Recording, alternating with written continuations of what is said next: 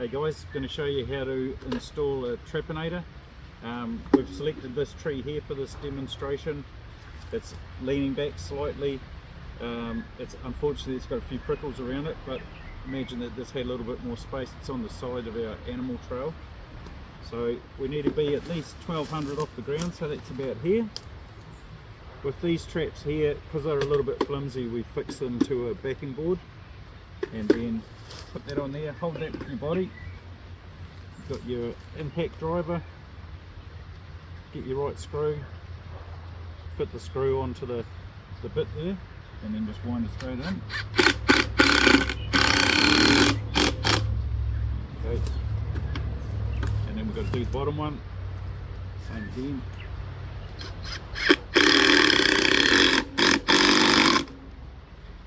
And that's a really good solid hold on that tree, that's going nowhere. The next part is to bait this up. So if we come in a bit closer here, I'll show you what's going on. You can see that we've got a bait block in here, and that's where our bait goes. On this type of trap, it's got a little spring behind it, and it stays in place all the time. So you might want to get that out, and what you do is you can pull that out of those couple of little holes there and take the whole thing out. So we're going to put our little bit of bait on there, we're going to pop it back in, and then we're going to set it. So I'll just get my bait. Right, so on my bait here I've got a little bit of ferritox that I mistakenly thought was possum dough, but it's actually another possum lure, but it works real good. Looks like this. I've mixed that with a little bit of actual possum dough, so it smells just gorgeous, especially if you're a possum. So I put a little bit in there, a little bit on the back, right, and then I'm going to actually smear a little bit down the bottom, just underneath this trap, just a wee touch, and then a little bit on the tree, and a couple of bits on the ground, just to create a little bit of interest.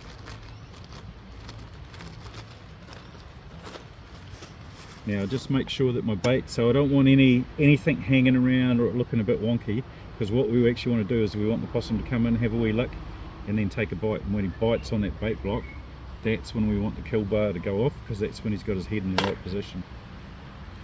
Okay, so it faces down like that, and then we need to just check our adjustment, because it's got a little sensitivity adjustment in here. So we set the trap, and you can see that's a little bit too sensitive, so we're going to wind that, and a screwdriver would be way better for this, but I haven't got one.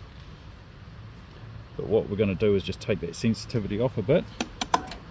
We're going to take that sensitivity off quite a bit.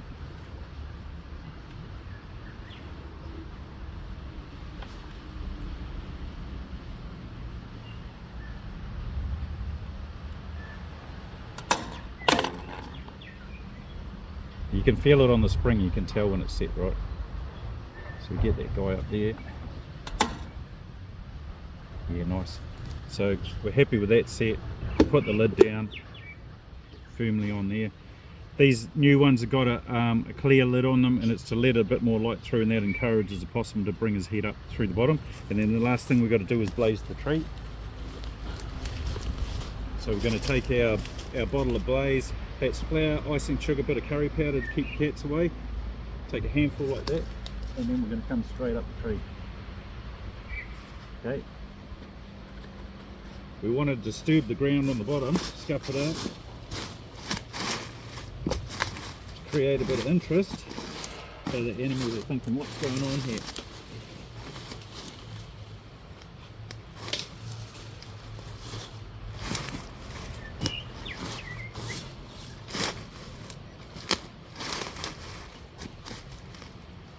Okay, so that's a good set. I'd be happy with that.